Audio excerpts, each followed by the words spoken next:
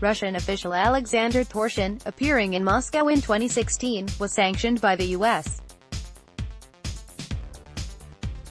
government in April, suspending years of travel back to 2009 during which he cultivated ties with American conservatives. Alexander Shalgin, TASS Kremlin-linked Russian politician Alexander Torshin traveled frequently between Moscow and various destinations in the United States to build relationships with figures on the American right starting as early as 2009, beyond his previously known contacts with the National Rifle Association. Documents newly obtained by NPR show how he traveled throughout the United States to cultivate ties in ways well beyond his formal role as a member of the Russian legislature and later as a top official at the Russian central bank. These are steps a former top CIA official believes Torshin took in order to advance Moscow's long-term objectives in the United States, in part by establishing common political interests with American conservatives.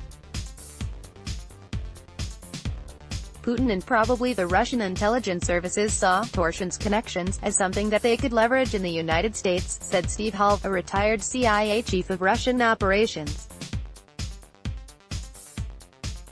They reach out to guy like Torshin and say, hey, can you make contact with the NRA and some other conservatives, so that we can have connectivity from Moscow into those conservative parts of American politics should we need them, and that's basically just wiring the United States for sound, if you will, in preparation for whatever they might need down the road. Torshin's trips took him to Alaska, where he requested a visit with former Gov. Sarah Palin, to the National Prayer Breakfast in Washington, D.C., to Nashville, where he was an election observer for the 2012 presidential race, and to every NRA convention, in various American cities, between 2012 and 2016. But the jig is up. Last month, Torshin was designated for sanctions by the U.S. Treasury Department. We can conclude that the administration thought he was acting to advance Putin's malign agenda, but what precisely he did, they did not make clear, said Daniel Freed, helped craft the sanctions authority that were ultimately employed against Torshin as a former State Department coordinator for sanctions policy. Arriving at Sarah Palin's doorstep, Torshin's outreach to the United States started well before Russia's now public campaign of electoral interference during the 2016 elections. It appears to be a cultivated effort to reach out to conservatives, even in its earliest stages. I really do think the Russians are looking at being able to reach out to the right. To say, hey, you know, Russians actually share a lot of the same values, said Hull, whose 30-year career in the CIA concluded in 2015. Hull said their message was, you know, we don't like LGBT causes any more than you conservatives on the right in the United States do. We are interested in engaging the NRA. The church plays an important role in Russia just as it should in the United States. Torshin's earliest known visit to the United States was in 2009, when he requested a meeting with former vice presidential candidate Sarah Palin, a request that has never before been reported. An email from the former Alaska governor's archives, released due to a public records request from activist Henry McLeod and posted online en masse by then Alaska Dispatch News reporter Richard Maurer, shows how Torshin made the approach through the Russian ambassador to the U.S., who was then AMB. Sergei Kislyak. An aide wrote to Palin in May of 2009, you had received a request to call the Russian ambassador regarding a proposed visit by Mr. Alexander Torshin. Torshin will be visiting Alaska on June 6, 2009, and we have asked the LT governor to meet with him. Neither the Russian embassy nor Palin responded to a request for comment. The lieutenant governor at the time was Sean Parnell, who would go on later to become the governor of Alaska. Parnell told NPR he doesn't recall meeting with Mr. Torshin, nor did the name ring a bell, but he said it wouldn't be odd for him to take such a meeting. It wouldn't be unusual for Alaska's lieutenant governor to take a meeting with a visiting foreign dignitary, especially if the governor's office had been approached first by the visiting delegation to schedule a meeting and the governor had declined, Parnell said in an email. Torshin's travels in the United States continued with a strange trip to Tennessee. Public records requests made by NPR shed light on how Torshin managed to become an election observer in Nashville during the 2012 presidential elections. The interesting thing about election monitoring is it does get foreign officials out and about, in places that they perhaps might not usually go, said Hall, the former CIA chief of Russian operations. It wouldn't be uncommon for either somebody like Mr. Torshin, or a diplomat, or a Russian intelligence officer to appear in places like Washington or New York. But a place like Nashville, or other locations in the United States, provide sort of an insight about what's really going on in the heartland, a memo left for Tennessee Secretary of State Trey Hargett on October 11, 2012, shows that local lawyer Klein Preston, known for his support of Putin, made the application for election observer status on behalf of Torshin. Russian Senator Alexander Torshin would like to observe our presidential election. Polling stations, the 2012 message reads. An email from Tennessee Coordinator of Elections Mark Goines shows that Torshin requested visits to the Davidson County Election Commission and the Williamson County Election Commission. And a sign-in sheet showed that he visited the polling station at Grassland Middle School in Williamson County, Tennessee. According to these documents, Torshin was accompanied by a Russian diplomat named Igor Matveev. Matveev had postings in Syria and the United States, and is fluent in Arabic and English. Hall said that Matveev, who did not respond to a request for comment from NPR, fit the profile of a professional diplomat rather than an intelligence operative due to his background, but basically the Russian intelligence services can and do oftentimes co-opt standard diplomats to do their bidding for them. Torshin made no secret of his visit to Tennessee, and posted it on Twitter, like he has about many of his visits to America. He even posted a photo of himself in line at a Nashville area polling place. Translation: standing in line to the voting station. Like an average American. 6:45 a.m. Russia has a long history of politicizing the use of election monitors, for example using Western, pro-Putin observers to vouch for the validity of its contested elections. Preston, who arranged for Torshin's 2012 election observation status in his hometown of Nashville, recently went to Crimea. In a trip reported by a Russian state-operated news agency, Preston declared that the election process in Crimea, which Russia annexed in 2014, were open, honest and trustworthy.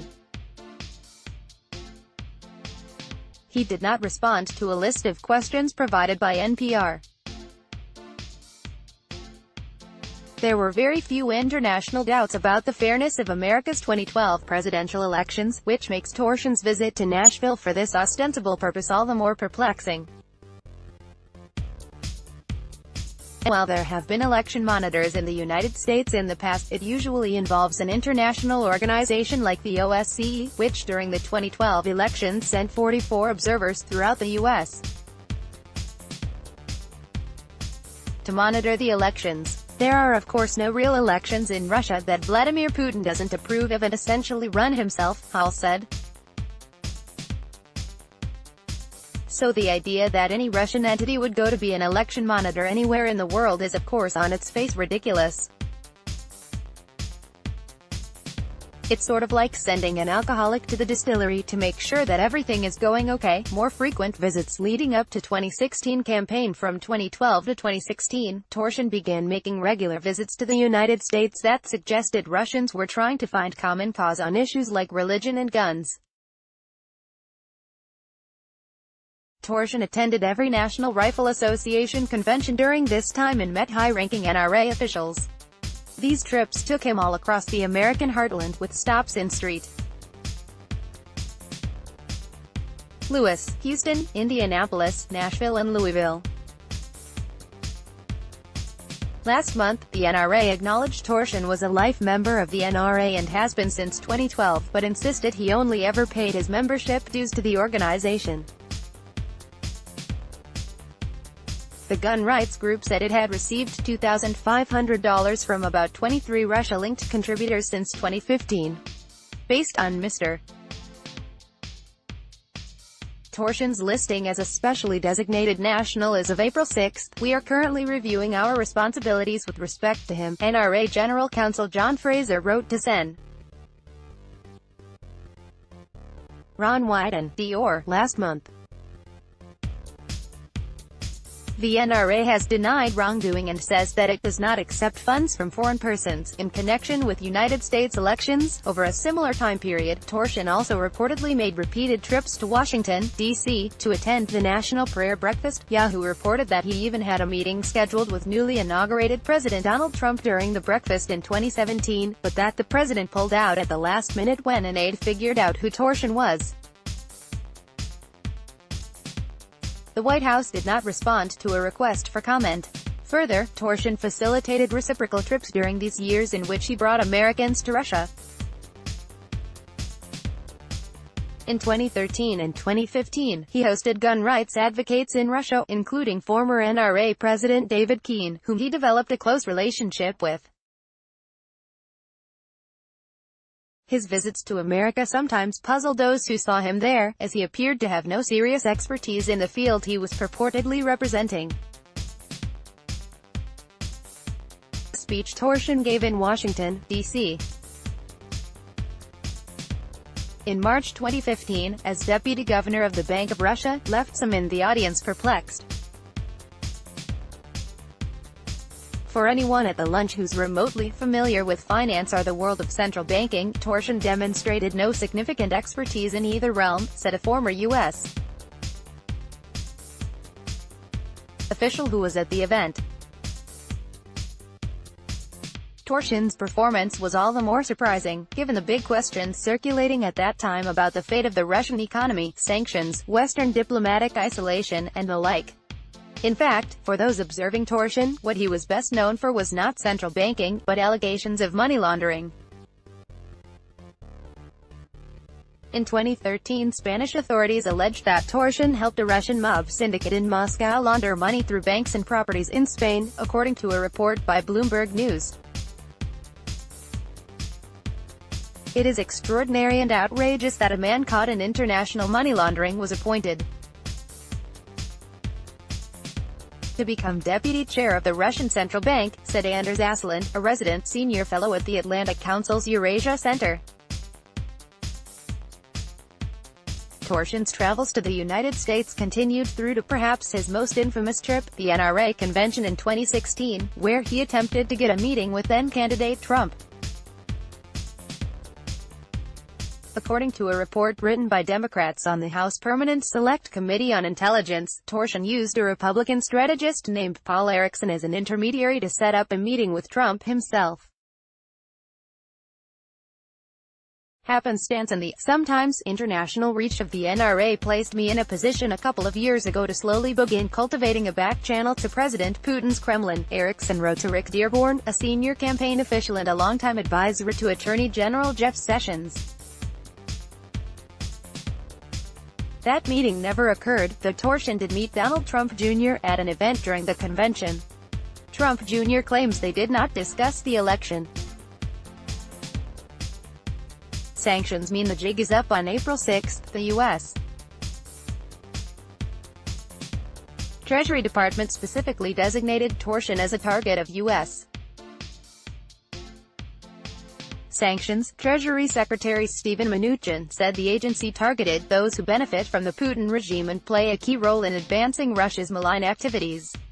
The sanctions mean that any assets Torshin has in the United States could be seized, and the travel to America that punctuated his life for years will end.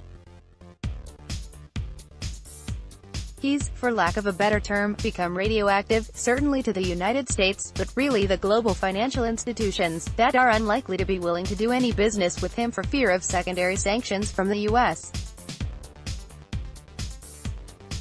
Treasury Department, said Boris Zilberman, who works on the Foundation for Defense of Democracy's Center on Sanctions and Illicit Finance. He also reportedly faces scrutiny from congressional investigators probing the 2016 election and the FBI. McClatchy has reported that the FBI is investigating whether Torshin illegally funneled money to the National Rifle Association to help President Donald Trump's 2016 campaign. The FBI did not respond to a request for comment. Hall said it also probably reflected intelligence gathered on Torshin's intentions over years of travel to the United States. The fact that Torshin has now been personally sanctioned is an indication that the administration has seen, probably, intelligence reporting on Torshin and his background, and perhaps what the plans and intentions of the Russian government vis-a-vis Mr. Torshin, Hall told NPR. It shows that our system is doing its job in informing policymakers about the dangers of somebody like Torshin. For years, Torshin built relationships with governors, NRA bigwigs and conservative activists, making a point of traveling to the United States repeatedly to expand those ties. But with Torshin's designation as a target of U.S. sanctions last month, that door has been closed. Torshin did not respond to a list of questions provided by NPR.